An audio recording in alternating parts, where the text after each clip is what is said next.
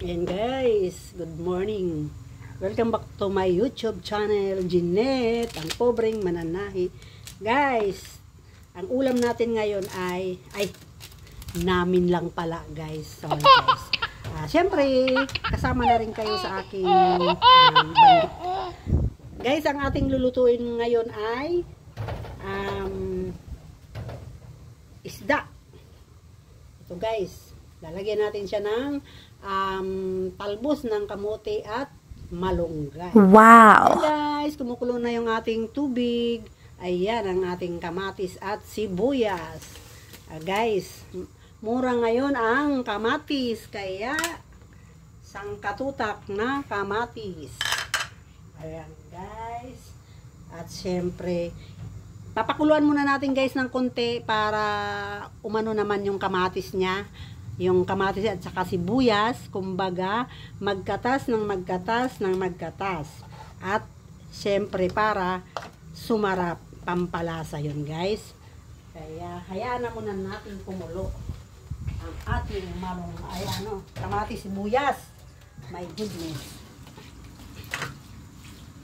Ayan, guys.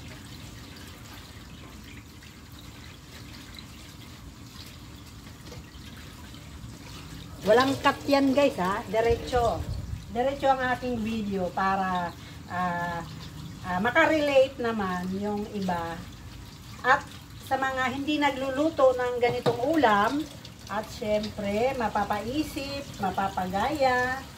Ayan na guys.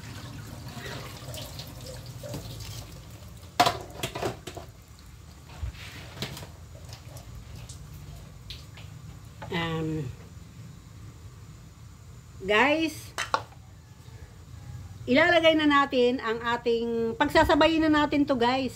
Kasi, ang isda at saka talbos ng kamote at talbos ng malunggay ay halos iisa lang ang ng pagluto. Mapareho silang madaling maluto. Kumbaga, luto na yung isda, luto na yung gulay, sasabay na yun guys sila. Lalagay na rin natin guys ang ating talbos ng kamuti. Ayan. Ganyan lang magluto guys si Jeanette, ang pobreng mananahi. Mga simpleng ulam, simpleng luto, tipid sa budget, swak sa budget, pero ginagawa po natin guys at natin guys na ang ating lulutuin ay more vitamins.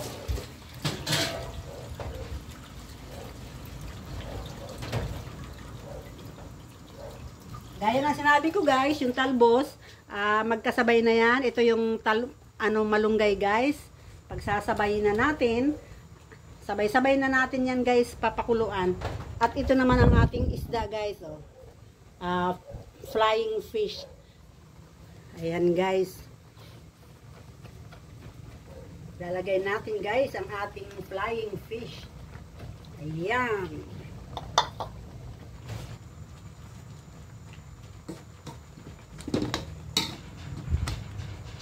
At syempre guys, lalagay na natin ang ating asin, Kunting asin lang guys, huwag masyadong maalat. At syempre, paminta. Ayan guys. Wala na tayong paminta guys, Ayan, kita nyo guys, wala na. Wala nang laman yung ating lagayan. Ayan. Tapos guys, ginisa mix. Ayan. Wow! Kita nyo siya guys. Ayan guys.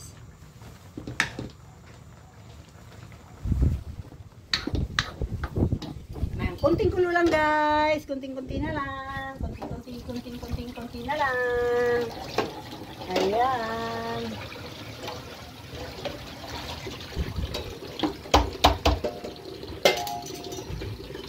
Wala na pala tayong ginisaga. Ay ano to? Pamintan duro. Ayan guys, luto na ito guys. Kunti pa guys. Kasi medyo matigas pa yung ating ano pa to? Talbos. Pakatasin muna natin siyempre ang talbos para lumasa ang ating sabaw.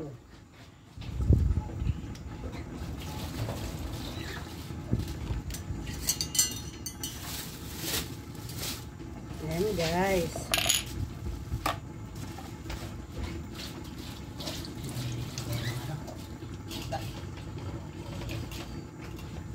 Ang kilo na yung binili ko. Oo, dami. Sabaw pa lang yan. Okay guys, luto na ang ating ulam. Ayan.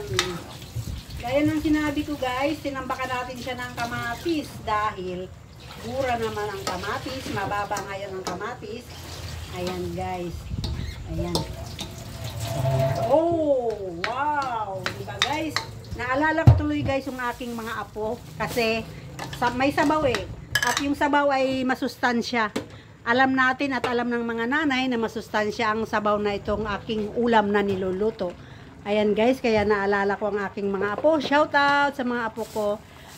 Shout out sa mga subscribers, sa mga viewers, sa mga supporters ko na walang sawa sa aking YouTube channel. Jeanette, ang pobreng mananahi. Okay, bye-bye na guys. Luto na ang ating ulam.